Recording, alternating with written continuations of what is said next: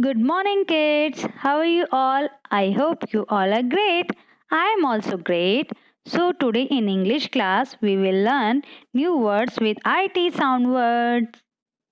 Yes, it. It sound words. First word is sit.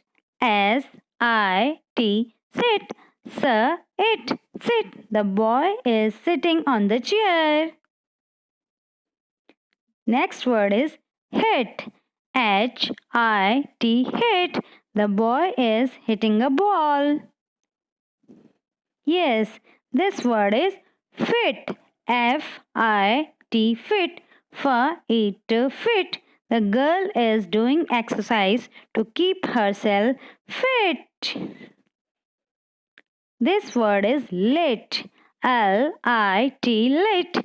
Lit. Lit. We use matchstick to lit a candle.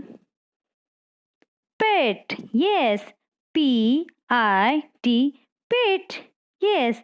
The uncle is throwing something in the pit. P-I-T. Pit. Yes. The next word is bit. B-I-T. Bit.